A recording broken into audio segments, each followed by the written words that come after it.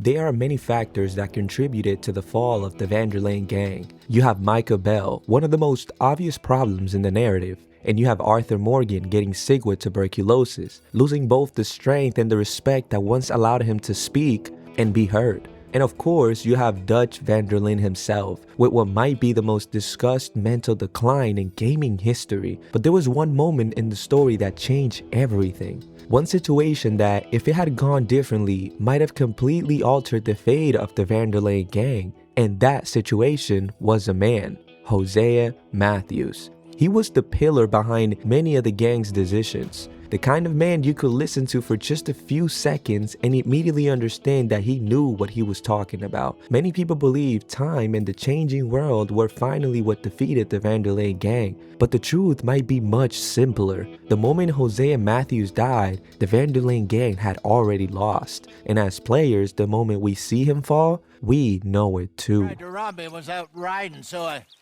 well, you know how it is. I see. Let's take him to Valentine.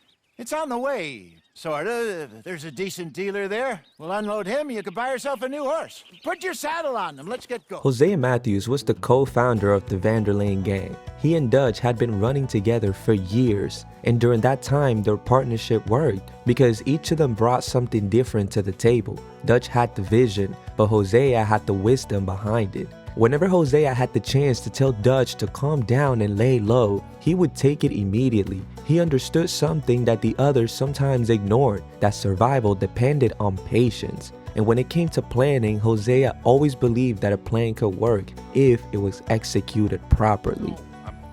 I'm just making sure. Every plan is a good plan if we execute it properly. Every problem we had was because we did not execute properly. Even Blackwater, from my understanding. You're right. Let's rob this bastard. Everyone get some rest. We ride out in the morning. Look smart. But this also hints at something else. Hosea likely knew the Blackwater ferry job was never going to work, and it was never going to work, especially knowing that the people behind the planning were Micah and Dutch. Originally, the escape plan involved using a riverboat. It was quieter, safer, and far less noticeable, but instead they chose the ferry, a bigger job with a bigger payout. And that decision says a lot about the story. The plan was made without Arthur and Hosea being fully involved, and it immediately went wrong. 3 members of the Van der Linde gang died, and Dutch even shot an innocent girl in the head. Moments like this show you just how important Hosea was to the gang's decision making. If you pay attention throughout the story, many of the plan he warned against, the ones he said were too risky and that they should lay low instead, are exactly the ones that eventually come back to haunt them. One of the first examples of this comes with Leviticus Cornwall. Hosea immediately warned the gang that Cornwall was no ordinary target. The going after someone with that level of power and influence would only bring unnecessary trouble, especially with the ones they already been carrying. But Dutch didn't take that warning well. When Hosea started explaining Cornwall's reach and economic power, Dutch's pride was clearly hurt. Instead of listening, he dismissed the concern right away. We're living, Hosea, we're living. Look at me. We're living, even you. But we need money. Everything we have's in Blackwater. You fancy heading back there? No. Listen, Dutch, I ain't trying to undermine you. I just want to stick to the plan, which was to lie low, then head back out west. Now, suddenly we're about to rob a train. What choice have we got? Leviticus Cornwall's no joke, Dutch. Who is Leviticus Cornwall? He's a big railway magnate, sugar dealer, oil man. Well, how good for him. Sounds like he has more than enough to share. Dutch! Gentlemen, it is time to make something of ourselves. Get your horses ready. We have a train to And that run. decision ends up following the Van der Linde gang for the rest of the game. And what's important about this is that it happens in the very first chapter. Hosea was already predicting the kind of problems that were coming if Dutch kept pushing things too far. And this is just one example among many. Time and time again, Hosea would warn against certain plans, suggesting they should slow down or lay low. Yet those same plans would still go forward, and almost every time they ended badly. and it becomes clear that Hosea was constantly battling with himself, trying to make Dutch understand the path he was taking. But Dutch was like a racing horse with blinders on. Once he decided on something, he was going to push forward no matter what. Still, with Hosea involved, there was at least some level of balance. Even when his plans weren't perfect, they often softened the damage that could have been much worse. Take the scheme involving the Braithwaites and the Greys. The situation still ended badly, with Jack getting kidnapped, but the way Hosea approached the plan helped control what might have turned into a complete disaster. And while all of this was happening, there was another influence slowly growing inside the gang, and it was Micah Bell. While Hosea tried to slow things down, Micah was doing the opposite, quietly feeding Dutch the kind of words he wanted to hear, promises of big scores, loyalty, and the idea that the gang simply needed to push forward a little longer. Those words slowly reinforced Dutch's growing belief that anyone questioning him wasn't being loyal enough, even though in reality most of the gang still believed in him, at least up until chapter 5 of the game. Hosea was fighting a bigger monster that he probably realized.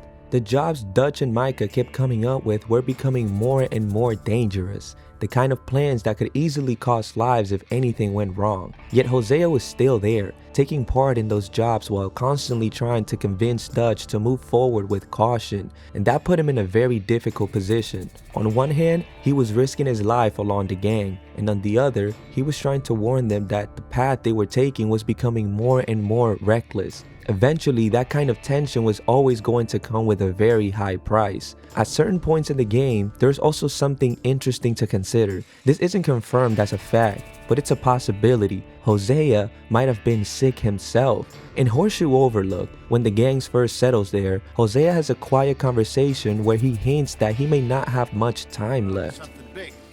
Then Micah got you all excited about that ferry, and here we are. We have all made mistakes over the years, Hosea. Every last one of us. But I kept us together. Kept us alive. Kept the nooses off our neck.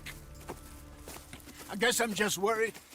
I ain't got that long, Dutch. I want folks safe before I go. Me too. And now we are stuck, east of the Grizzlies and out of money, and a long way from our dream of virgin land in the west. I know, my brother, but we are safe. At first, it could just sound like an older man speaking about life the way older people sometimes do. But if you go back a little earlier in the story, while the gang is traveling towards Horseshoe Overlook, Hosea is shown preparing medicine and mentioned that he has done it more times than he can count. Again, this is only a possibility, but if it's true, it makes the story even more tragic. Because as time goes on, Dutch listens to him less and less. What once felt like a partnership slowly turns into an uphill battle. And if Hosea was truly dealing with health issues in the background, then watching the gang drift further into danger must have been even harder for him. At some point, when someone keeps pushing you beyond what you believe is possible, you start realizing that no matter how much you try to guide them, they might never listen.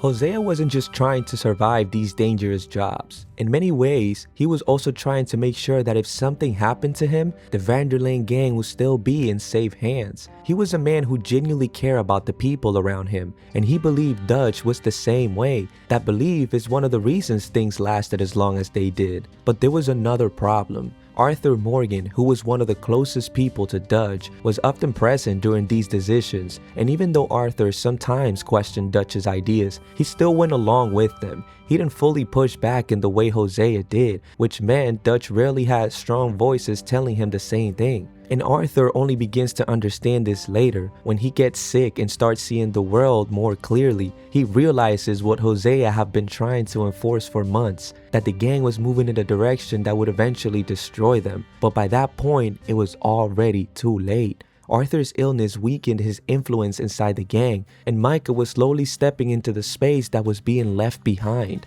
And at the same time, you begin to notice something else in the story. Hosea is slowly being pushed to the side, and as players, we spend a lot of times following Dutch while he comes up with all of these new plans, and many of those moments happen without Hosea present. Dutch had started to understand that it was easier to deal with Hosea once the plan was already in motion. By the time Hosea heard about it, the decision had already been made, and all he could do at that point was try to figure out how to make a dangerous plan slightly safer. All of this reckless planning was eventually going to catch up with the gang, and when it finally did, it caught up with Hosea.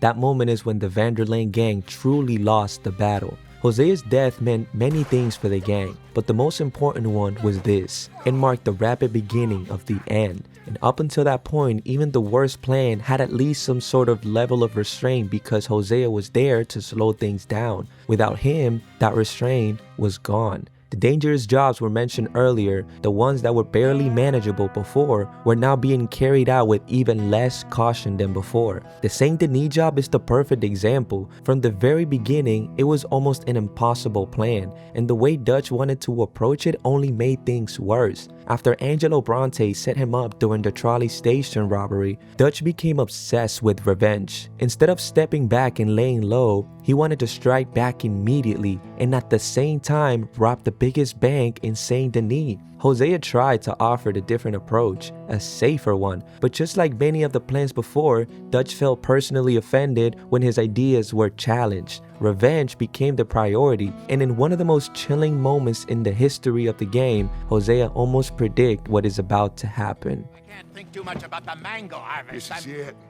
Trust me. Arthur. If it's business, well, business is business. Angelo Bronte stands between us and our future. You'll damn us all.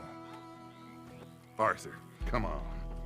You better be right about this one. I am. And in the end, that's exactly what happened. Hosea was killed, and from that moment on, the decline of the Van der Linde gang accelerates faster than anyone could have ever imagined. Micah begins to take more influence. Arthur, now suffering from tuberculosis, becomes easier to dismiss, and the last voice that could truly slow down Dutch is gone. This isn't to say that the fate of the Van der Linde gang would have been completely different if Hosea had survived, but one thing is certain, the way it ended would have not been the same. After Hosea's death, things reached a point where the gang began turning on itself. Molly Hosea was killed after claiming she had betrayed the gang, and even though she never actually did, in reality, no one needed to betray them. The gang's own actions across multiple states had already left a trail clear enough for the Pinkertons to follow, and Molly wasn't the only one. Soon after, Miss Grimshaw is also killed. By this point, the gang is no longer functioning as a family. It has become chaos. Micah took full advantage of the space Hosea left behind. Without him, there was no voice of wisdom, no balance. Only Dutch pushing forward and Micah encouraging every reckless decision. Even Arthur and John together couldn't stop it. Part of the reason was that John rarely stood his ground when he truly needed to. Because of that, he never gained any authority within the gang that someone in his position might have had.